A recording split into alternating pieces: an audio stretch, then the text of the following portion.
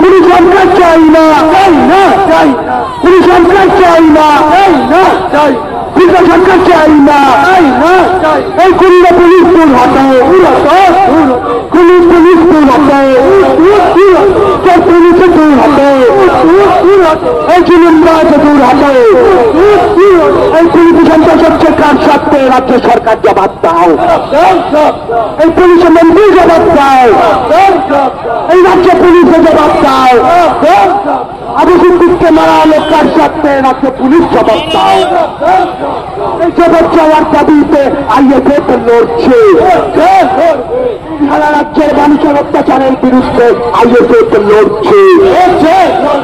তাই তো বলি এই মিছিল চলছে, এই আবু সিদ্দিক হত্যার বিরুদ্ধে এই মিছিল চলছে, ন্যায় বিচারের দাবিতে এই মিছিল চলছে, দোষী পুলিশের শাস্তির দাবিতে এই মিছিল চলছে।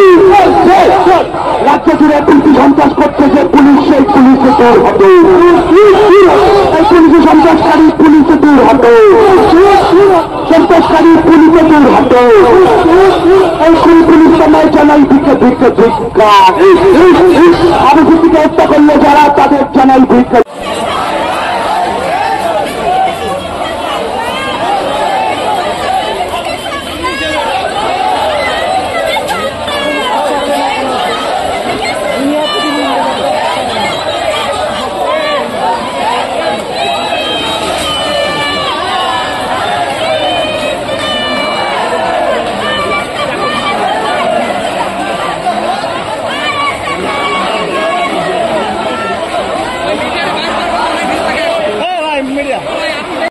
ন্যায় বিচারের দাবিতে এই মিছিল চলছে, তাই তো বলি খুনি পুলিশে ভিক ভিক ভিক্ষা, এই খুনি রাজ্য পুলিশে ভিক ভিক ভিক্ষা। এই অবিলম্বে সেই সমস্ত পশু পুলিশের শাস্তি দিতে হবে। এই অবিলম্বে আমরা সেল দেখতে চাই। এখন আপনার সামনে কথা বলবেন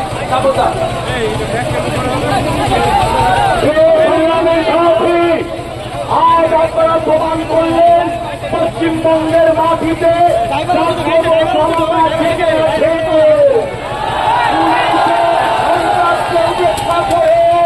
পুলিশ মন্ত্রী ঘুমোচ্ছে কিন্তু কানুন জেগে আছে।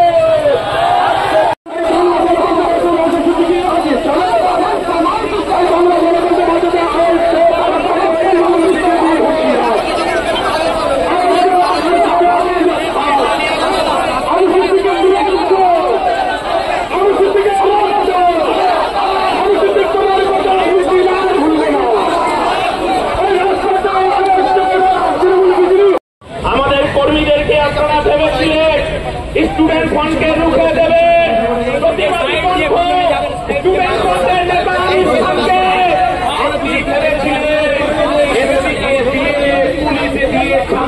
ফেলে দিয়েছেন। মাননীয় মুখ্যমন্ত্রী আপনি অবশ্যই লাইভ দেখছেন, আপনি 14 তলায় বসে লাইভ। যে লয়ার গুলোকে দাঁড় করানোর দরকার, তার পরিবর্তে আমি পাতি শব্দটাকে উদ্র করে নিচ্ছি, সরি, আমি তার পরিবর্তে তুলনামূলক সিনিয়র ও অ্যাডভোকেটদেরকে না দিয়ে একটা লেভেলে দিচ্ছে, যাতে রকমভাবে ওই মামলাটা সুপ্রিম কোর্ট থেকে এখানে যারা জিতে চায় জিতে যেতে পারে, কিন্তু হতে দেওয়া যাবে না। আপনাদের বলে রাখি, এই মুখ্যমন্ত্রী বিচারিতার কথা সেই জন্যই মাথায় রেখে আমিও সুপ্রিম কোর্টে ওই মামলার পাঠিয়েছি পশ্চিম বাংলার ওই অভিযোগ সার্টিফিকেট দেওয়া পেতে তাদের ন্যায় বিচার দেওয়ার জন্য। বন্ধুগণ, শুধু যে বিষয়ে এসেছেন আপনারা আজকে সেই বিষয়ে বলেছে, আমি শুধু দুটো জিনিস অ্যাড করতে চাই। আজকে 22 বছরের তরতাজা ছেলে প্রসেন মন্ডল, তার সে নাকি চুরি করেছে, এই অপরাধে তাকে পিটিয়ে হত্যা করা হলো।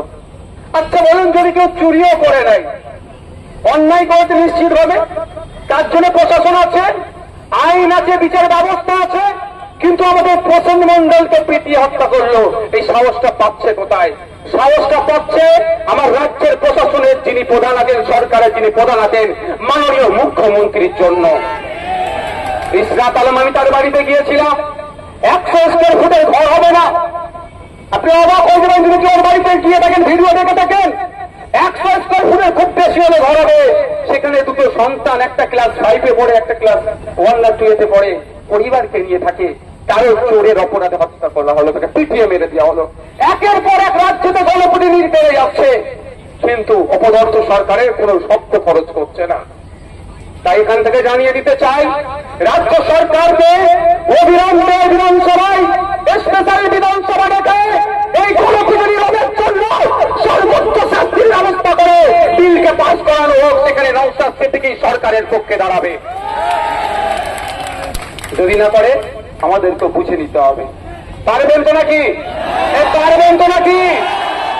আমরা গণতন্ত্র ইউনিফর্মের উপরে প্রশ্ন তুলে দিচ্ছে, সেই সমস্ত কালপিট গুলোকে ধরে দিবি অ্যারেস্ট করে জেলের মধ্যে রাখতো, আমাদেরকে রাজপথে নামতে হতো না।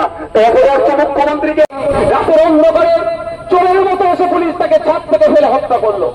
সারা বাংলায় যখন উত্তল চেয়ে নিয়ে বাংলার মুখ্যমন্ত্রী বলেছিল এসআইটি গঠন করে দিচ্ছি, 15 দিনের মধ্যে সবকিছু হয়ে যাবে, কিন্তু দুর্ভাগ্যের বিষয় 15 দিন অতিবাহিত হলো, 1 বছর অতিবাহিত হলো, এখনো আনিস বিচার পেল না। আমরা বিচার ব্যবস্থার প্রতি ভরসা রেখে কলকাতা হাইকোর্টে গিয়েছি। আমরা প্রস্তুতি নিচ্ছি আনিসের মামলাটাকে নিয়ে আগামী দিনে সুপ্রিম কোর্টে যাব। আর এখানে আবু সিদ্দিক আল্লাহের পক্ষ বাড়ির লোকজন আছেন, তাদের সাথেও কথা হয়েছে, যদি কলকাতা হাইকোর্ট থেকে আমরা ন্যায় বিচার না পাই, ওই অর্ডারটাকে চ্যালেঞ্জ করে আমরাও সুপ্রিম কোর্টে যাব। তাদেরকে তার সর্বোচ্চ শাস্তি দেওয়ার ব্যবস্থা করব।